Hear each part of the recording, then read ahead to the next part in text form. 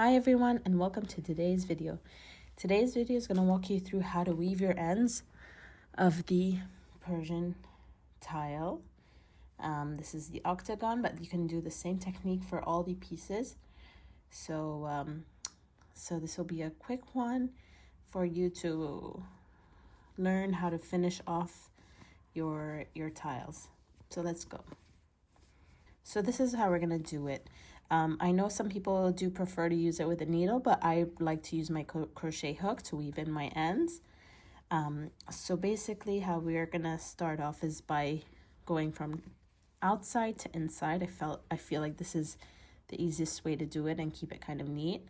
You take your hook, and I don't use the hook that I normally use. I use the smallest size I can find. This is a 2mm needle.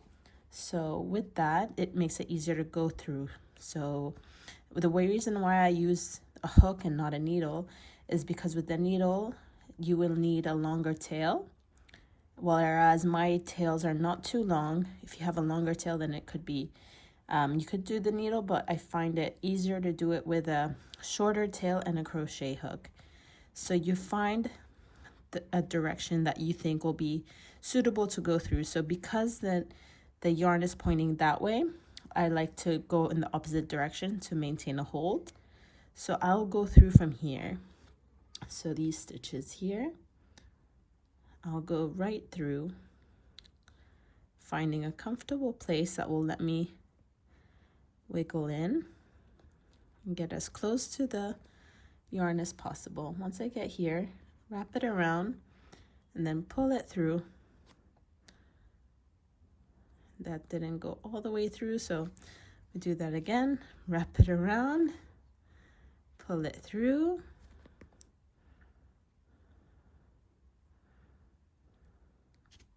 and there you go. That's the first step done. And depending on the length of the yarn, I can do two things. I can either go a bit further down,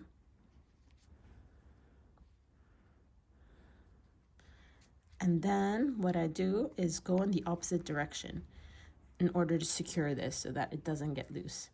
So, and I can do that. I'll do this multiple times, and it doesn't need to go all the way in, all the way to the start. It can go midway. Just play around with that, but you don't want to go back to the very beginning because that will just reverse what you did. You have to go 1 or 2 stitches ahead of where you stopped. So I'm stopping around here, which is the middle, and then I'll take my yarn and pull it through. There we go. We went in this direction, and now I'm going to go back into the other direction as well. So just keep going back and forth, and you don't have to stay within the same color. You can go within different colors. I can take it down here a little bit, but if you wanted to keep it as neat as possible in the back, it's best that it goes within the same color to keep it nice and clean looking. And now I'll go back again.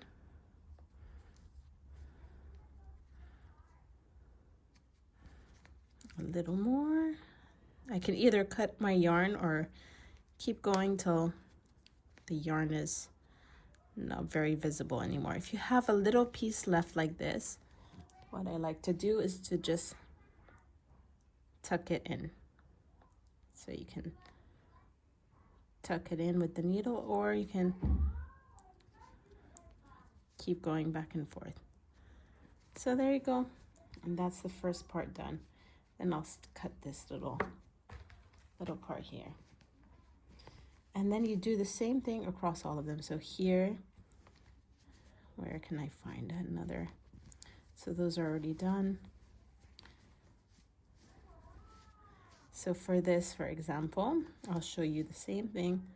I'll go through as much as I can and pull my yarn.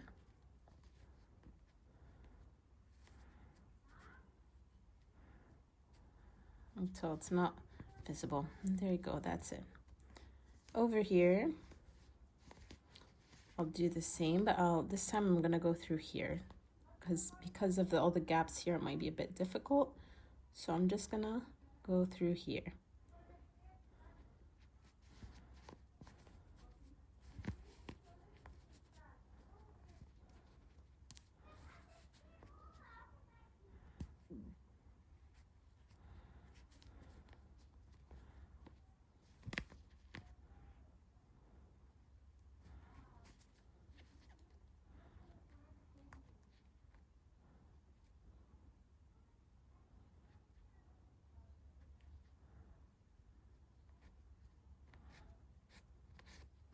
And then in here.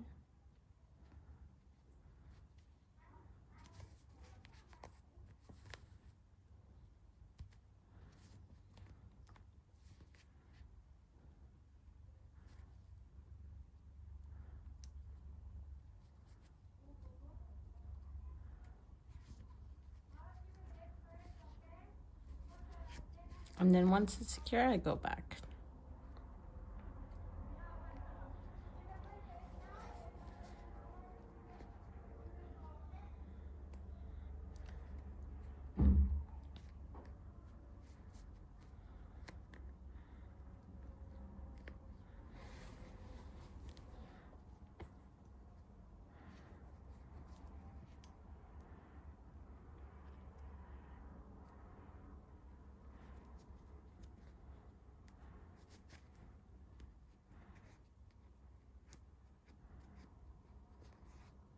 And then from here, I can cut my yarn. This is what the final product looks like.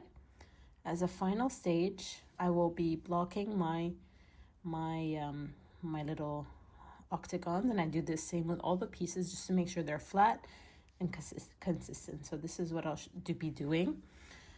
First off, I will soak this in water with a little bit of either detergent or baby shampoo, just to get it nice and wet. So I'll come back to you once that's done. So my octagon is soaked now. Now it's time to block. So I don't have an actual blocking tool. I bought one previously. Bought this one from Temu or Shein, I can't remember. And the pegs were too thick that I couldn't get the actual it couldn't fit the corners of this into them. So this is getting returned. So that's don't buy that. That's terrible. But I have this this foam board that I use, and I've been using it and it works good. So I'm just gonna stick to this. So what I do is I have my foam board and my pegs. So with the pegs, I peg each corner and secure it really well, so as high as possible. And then I stretch it out and just put them into each corner. I put it in.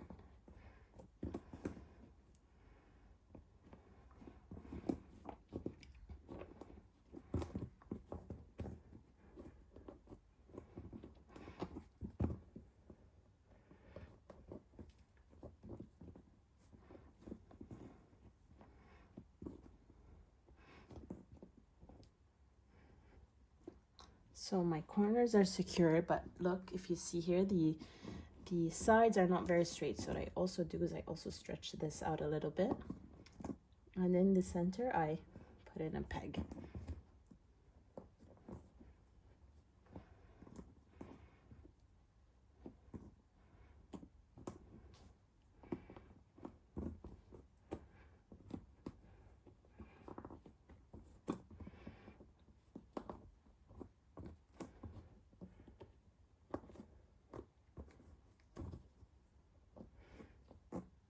And there you go. Just make sure these are secure. It usually takes about 24 hours to dry. Once dried, it should look like this. It should be nice and soft, and edges are flat. And then once these are all done, we can be ready to sew all of them together. So thank you for watching. I hope you enjoyed this tutorial. See you in the next one.